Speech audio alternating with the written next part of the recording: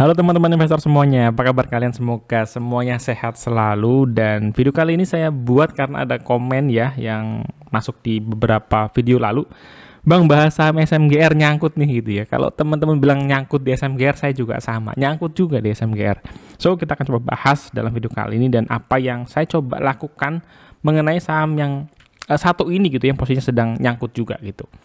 Disclaimer on dulu, konten ini sifatnya investment research, bukan ajakan jual beli dan tidak ada niat untuk menjatuhkan stakeholders tertentu. Apa yang akan kita bahas dalam video kali ini dan analisa saham by request, kita akan bahas dari sekilas, kinerja, valuasi, story, dan catatan akhir. Tetapi salah satu fokus yang ingin saya coba sampaikan melalui video kali ini adalah strategi di saham nyangkut ini gitu ya. Bukan strategi dalam arti pembeliannya seperti apa, berapa kali, no, tapi lebih ke saya mau ngajak teman-teman mempelajari case dari SMGR sehingga bisa memutuskan lebih baik lagi ketika ingin mengambil keputusan, entah itu average down, entah itu baru entry, dan lain sebagainya. Pertama, kalau kita bicara soal sekilas SMGR dari sisi operational bisnis, menurut saya SMGR tuh solid gitu ya, secara fundamental operational bisnis.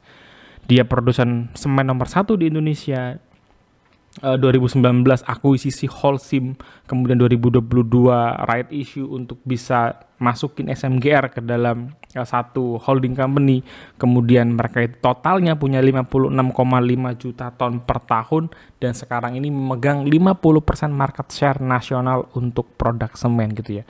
Mereka sudah bisa merilis 7 brand dari pabrik-pabrik mereka dengan SMBR, dengan Holcim, semuanya total mereka punya 7 brand dalam naungannya semen Indonesia. Jadi faktor-faktor ini, catatan ini membuat secara fundamental operasional bisnis saya bisa bilang solid untuk SMGR. Nah, masalahnya apa? Kalau fundamental bisnisnya sudah bagus kok harga sahamnya tertekan terus gitu ya, bahkan kinerjanya juga stuck. Jadi kita tahu faktor namanya faktor eksternal, faktor internal gitu ya. Bagusnya fundamental operational SMGR secara bisnis itu adalah faktor internal. Masalahnya ada faktor eksternal yang tidak bisa dikontrol. Apa itu? Misalnya, yang paling berasa buat SMGR adalah demand yang lemah terhadap permintaan semen. Meskipun dia punya 56,5 juta ton kapasitas per tahun, tapi kalau demandnya nggak ada terus piye ya? Mau gimana? Mau dijual ke siapa gitu ya? Tidak terserap. Oke, tidak terserap. Kemudian di samping SMGR punya kapasitas pabrik yang sudah besar, challenge selanjutnya adalah ternyata oversupply produknya. Banyak semen membanjiri level nasional. Akibatnya apa? Ya, persaingannya jadi tidak sehat. Oversupply, banting-bantingan harga, margin menjadi semakin tipis. Itu jadi faktor eksternal selanjutnya buat SMGR yang menurut saya PR-nya itu jadi complicated gitu ya, dua hal ini. Artinya kalau kita bicara bagaimana SMGR itu bisa turn around nanti, ada dua hal sih dalam pemikiran saya gitu ya. Pertama, momentumnya harus kuat banget gitu ya. Momentum mengenai demand semen yang pulih. Yang kedua adalah momentum mengenai kenaikan kualitas ekonomi gitu ya. Jadi ekonominya itu makin membaik secara nasional. Kalau kita balik sebentar, pindah sebentar ke bagian company level, teman-teman bisa ngelihat gitu ya. Sebelum terjadi pandemi, saya lompatin 2020 gitu ya, karena 2020 tahun pandeminya. 2019 SMGR itu mencatatkan penjualan sampai 40,3 triliun gitu ya, dan 2,3 triliun diantaranya menjadi laba bersih. Jalan ke depan kalau teman-teman perhatikan sebenarnya secara laba bersih kelihatannya nggak terlalu beda gitu ya. 2,1 triliun, 2,4 triliun di 2022, 2,2 triliun lagi di 2023, mulai berasa di 2023 gitu ya. Di 2024 mereka tertinggal nih dari 2023 secara 6 bulanannya. Jadi per semester 1 2024 dibandingin dengan 2023 kalah jauh. Apakah SMGR ujung-ujungnya bisa dapat lagi 2 triliun sekian? Rasanya agak berat gitu ya. Mungkin di tahun 2024 ini laba bersihnya SMGR akhirnya menyentuh 1, sekian triliun. Jadi SMGR setelah pandemi belum bisa kembali menyamai level penjualan di tahun-tahun sebelumnya gitu ya. Sehingga akibatnya apa ya, pendapatannya turun terus dan 2024 kemungkinan akan semakin turun lagi gitu ya dibandingkan dengan tahun sebelumnya. Nah, Bagaimana di sisi keuangannya, kesehatan keuangannya? Apakah perusahaan masih mampu untuk terus mempertahankan kualitas operasional yang bagus gitu ya? Kalau kita ngelihat dari kondisinya, maka saya minjem kata-kata yang lagi viral, nggak bisa Yura gitu ya. Mbak Yura nggak bisa nih. Gimana ekuitasnya mau tumbuh kalau kinerjanya stuck gitu? Tetapi meskipun demikian, hal positifnya adalah minjem lagu juga ya teman-teman. Saya nggak ingin nyanyi karena suara saya nggak bagus-bagus banget, nggak bahkan jelek untuk nyanyi. Untungnya SMGR tuh punya utang sedikit gitu ya. Kan ada lagu ya, untungnya bumi masih terus berjalan gitu ya. Waktu terus berjalan gitu ya. Jadi waktu terus berjalan, SMGR punya utangnya kecil, 0,27 kali. Sehingga apa? SMGR tidak diburu-buru atau dihadapkan dengan utang di depan mata yang harus diselesaikan dan membutuhkan biaya, sementara bisnis lagi nggak bagus. Jadi ini menurut saya menolong operasinya SMGR secara perusahaan, mereka bisa atur-atur kondisi keuangannya gitu ya. Dan dengan kondisi yang tadi pun SMGR tuh masih bisa membagikan dividen kepada investornya 2,5% gitu ya. Ya kecil sih, tapi not bad dengan kondisi bisnis yang sedang lesu. Nah, bicara soal tadi kembali ke faktor eksternal gitu ya. Saya ngelihat SMGR bermain di bidang semen itu banyak dotnya gitu. Tadi salah satu yang saya mention adalah kualitas ekonominya itu harus baik. Kenapa? Karena ini statement dari corporate sekretari dari Semen Indonesia ya. Dibilang bahwa teman-teman bisa lihat di sini ya. Porsi konsumsi domestik didominasi oleh sektor retail sekitar 71%, sisanya curah. Proyek infrastruktur itu memang pesat, tapi penyerapan terbesar tetap dari sektor retail. Retail itu siapa sih? Ya kita ini gitu kan. Nah, jadi apa masalahnya dengan retail kalau ekonominya sekarang lagi nggak bagus? Banyak berita yang kita dengar sekarang ini justru orang kalangan menengah menurun jumlahnya, ada PHK, kemudian perlambatan ekonomi dan lain-lain. Jadi kalau berharap dari retail, ini tuh sama kayak pergerakan harga saham tapi ngandelin retail gitu ya buat nge-HK terus, padahal yang dibutuhkan adalah big money-nya. Ya sama. Dalam kondisi retail diandalkan untuk menyerap sedemikian banyaknya oversupply semen di level nasional, menurut saya sih berat. Jadi, opsi yang keduanya adalah IKN dan transisi kekuasaan gitu ya. Apakah transisi kekuasaan itu di pemerintahan yang baru berkomitmen untuk melanjutkan pembangunan yang cukup masif di era Presiden Jokowi, melanjutkan kebijakan anggaran yang pro terhadap pembangunan infrastruktur?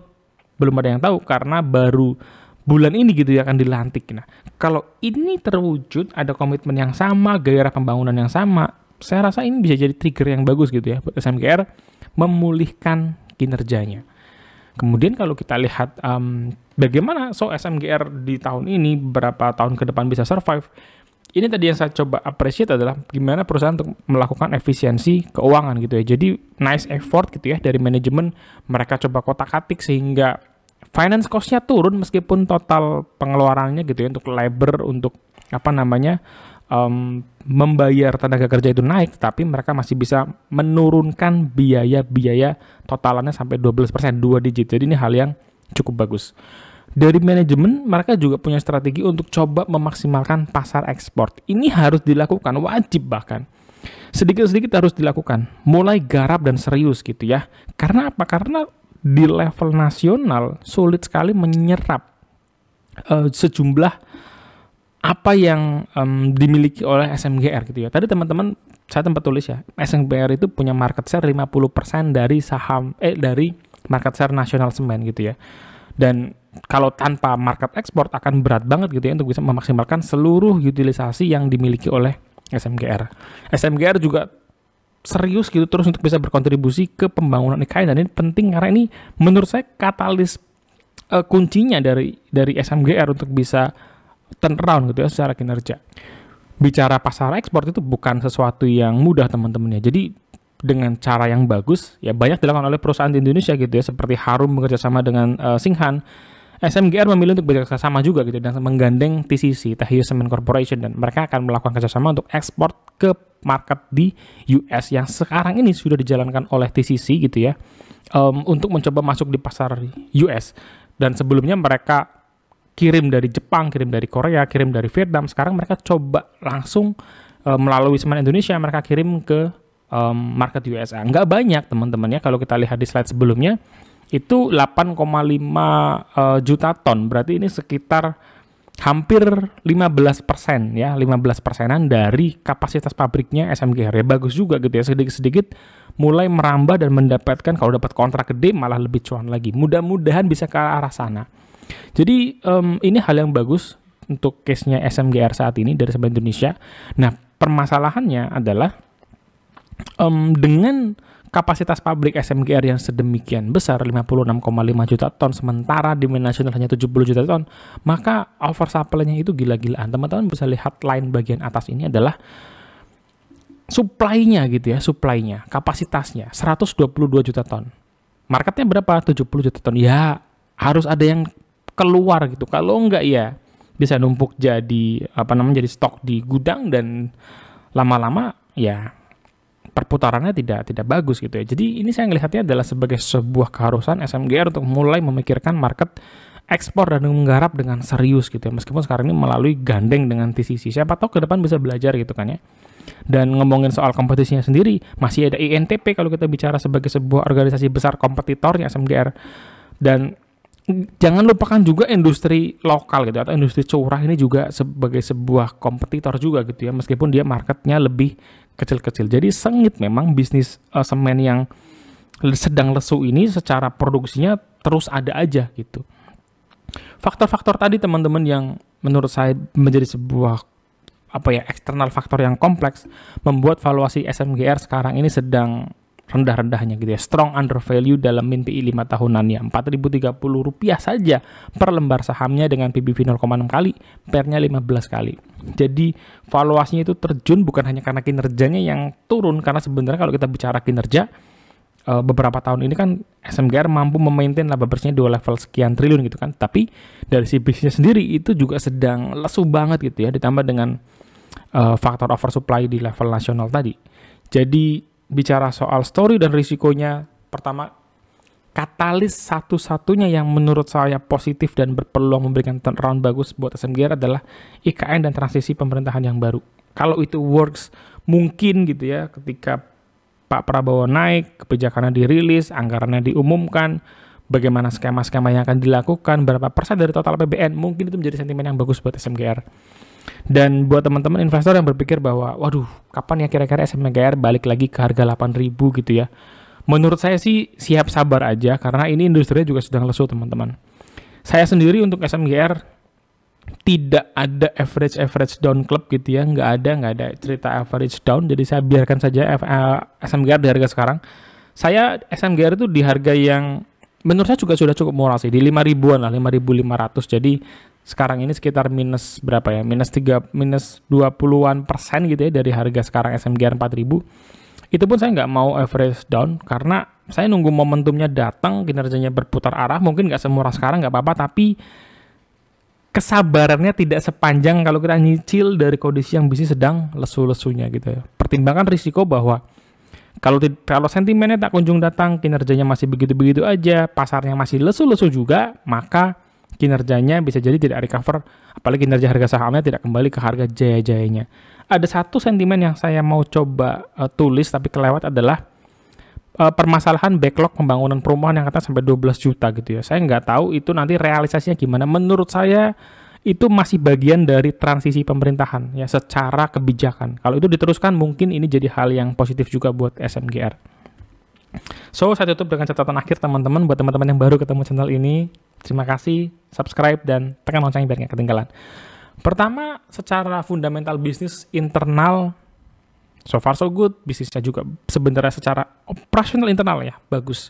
Keuangannya juga bagus, sehat gitu ya. Sayangnya SMGR itu adalah bisnisnya itu sedang lesu aja.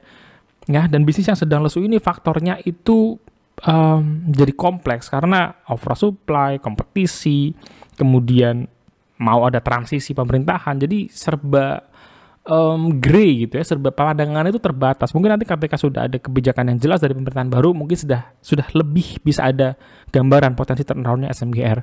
Bagi teman-teman yang sudah terlanjur nyangkut, menurut saya sih SMGR karena secara company juga masih punya fundamental operasional yang bagus ya bisa di hold gitu ya. Apalagi kalau kalian nggak buru-buru harus take out uangnya dan lain sebagainya. Mudah-mudahan uang yang memang kalian alokasikan untuk investasi.